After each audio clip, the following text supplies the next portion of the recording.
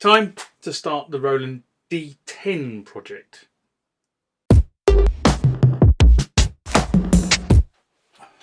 Roland D-10 was issued, or released, should I say, be more precise, a year after the Roland D-50. So the D-50 was 1987, this keyboard was 1988. And I've always referred to the D10 and the D20 as better workstations, with the D20 being the better workstation, but the D50 being the better synthesizer. I was lucky many years ago that I actually went hunting for a Roland D10. Actually, I went hunting for a Roland D20. And the first keyboard that was presented to me was this Roland D10. And as I'd always wanted a D10 or a D20, I acquired it. Then, not so long after that, if memory serves me correctly, I was then offered a Roland D20. And you would see other videos on the channel about the Roland D20. So I acquired that one as well. So then I ended up with a Roland D10 and a Roland D20. And then what then happened was I bought a job lot of keyboards. And I got another Roland D10. And about that point in time, a friend of mine had been burgled and he had lost his W30 sampler. And basically lost all his keyboards, but particularly his W30 sampler. And I gave him the other D10 as a stopgap keyboard until he got himself sorted out. And there it has stayed ever since. I don't want it back. Don't get me wrong, I don't want the thing back. Because I gave it to him. Simple as that. But, so this is my D110. There wasn't a lot to choose between one D110 and what the other D110 in terms of were they working, etc., because both were working at the time. But this has been in storage for a very, very long time. I'm probably going to say this has been in storage for 10 years. I haven't had it out. I haven't been playing with it in all that time. It's just been in its case and in storage. So, in terms of assessment, what are we going to do? Well, whether it needs it or not, I'm going to change the battery. So that's project number one, is change the battery on this thing. I'm going to be brutally honest and say this looks not in bad, reasonable condition, and it isn't in bad, bad condition at all. But before I filmed this video, I did give it a clean. I am going to give it more of a deep clean because if you can see on this key here, there is a mark. I think that is some sort of pen. At a guess, I would say that was blue biro on that key. I know it looks yellow, and if you can see it on the overhead, does it look yellow? It does, but what tends to happen with blue biro is blue biro will go to a yellow colour. So I think that is blue biro. A number of the keys are scratched, like something's been dragged over them. Now, that could possibly be the plug. Now, if I reach behind this and pull that forward, can you see that? I have already changed this over to a IC connector for this when it goes in its box. Now, I have a big rant about these sort of things. So basically, if it comes with a fixed plug on it, I will normally swap it for an IC. Why will I do that? Well, what I don't want is the plug to jiggle about in the case and take gouges out of the keys. And given where these gouges are, they're up on these keys up this top end here. I'm going to lay a pound to a penny that that was the old 3-pin plug. UK were on a 3-pin plug arrangement. The old 3-pin plug catching on the keys while it was being transported in its case. So these keys really do need probably a little bit of wet and dry, and then a little bit of grinding, and then a bit of polishing to bring them back. They are also quite filthy. You won't see this on camera, but looking at this, in between the keys, there is grime. As I say, I gave this a clean before I did this video, but there is still grime. The keys feel a lot nicer than they did first thing this morning, I have to be honest. But there is dust and dirt. It really does need a good clean. To the point with what I'm actually thinking about doing is stripping this all the way back, taking all the circuit boards out of it, and then actually, using a toothbrush to get into all the cracks and crevices, get all the buttons out so I can get in there and just give it a good clean.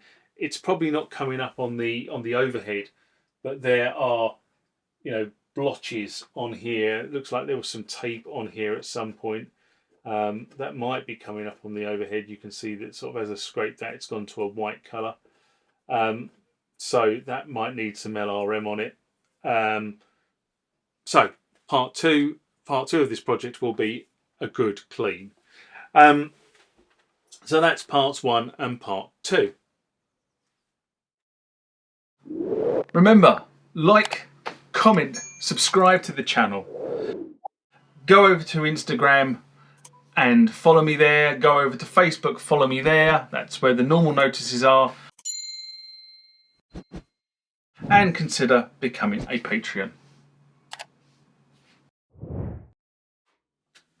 So what's next? Well, I know somebody has been into this keyboard.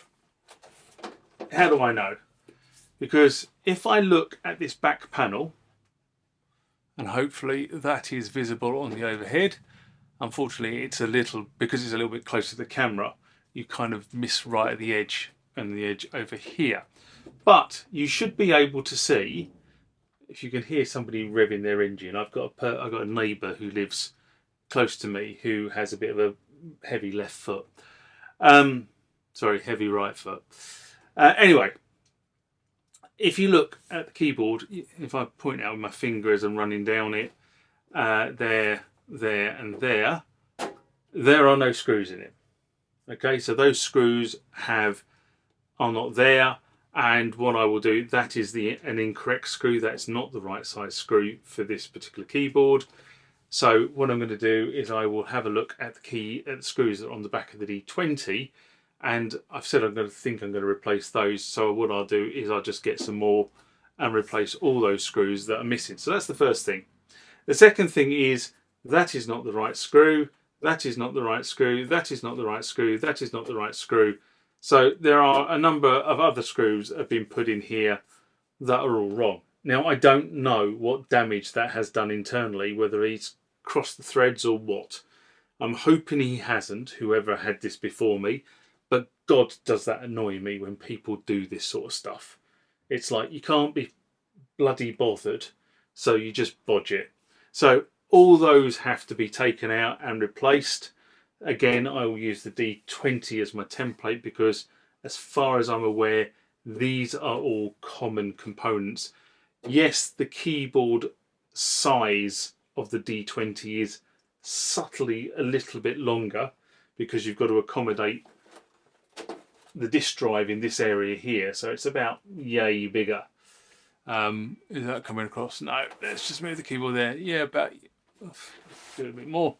So it's about yay if that comes across. So that's where the D20 would be ending. Same size keybed, same keybed actually. Same size keybed. It is the same keybed between the two models, but different. And the other big difference between this keyboard and the D20 is, if you look in this area here, there's no sequencer button. The sequencer was on the D20, not on the D10, which you could then argue that this isn't a workstation, it's actually a synthesizer. And I could probably live with that argument. Right, so the next thing is let's switch it on and see if it displays any errors. I'm not sure this will come up on the overhead. Definitely has a bit of a brighter screen to the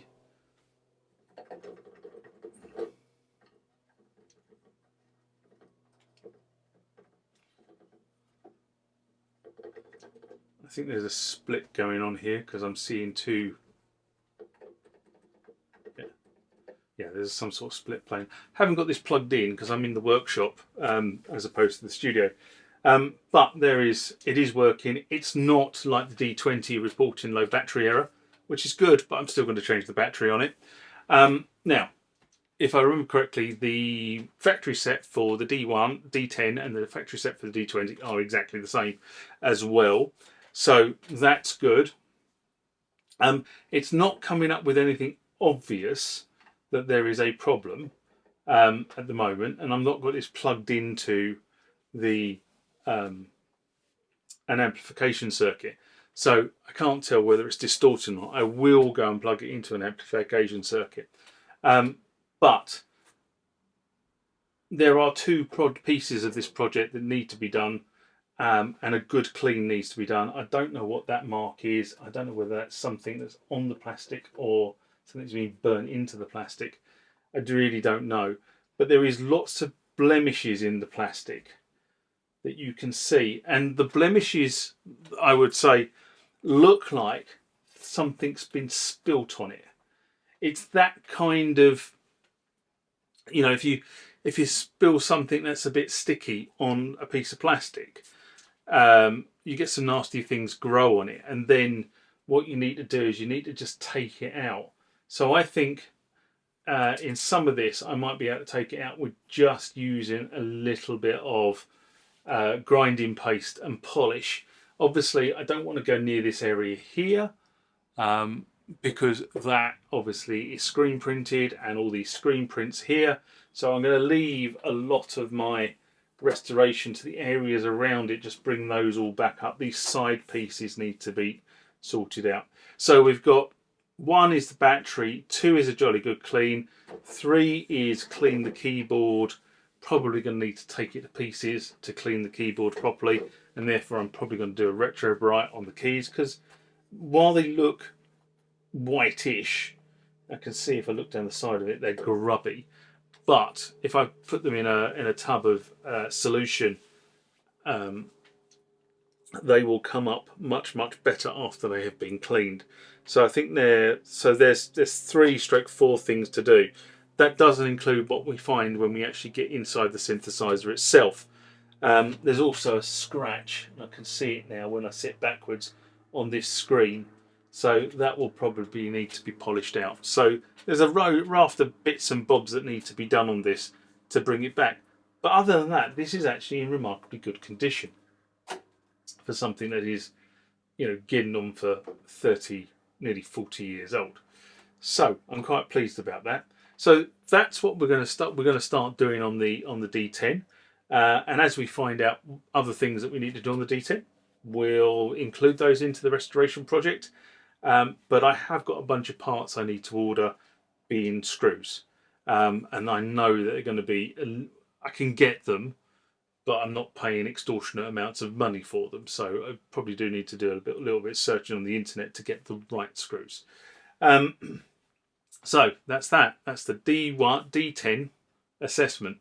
Let's get on with actually doing the project. Live long and prosper. Catch you later. Bye bye.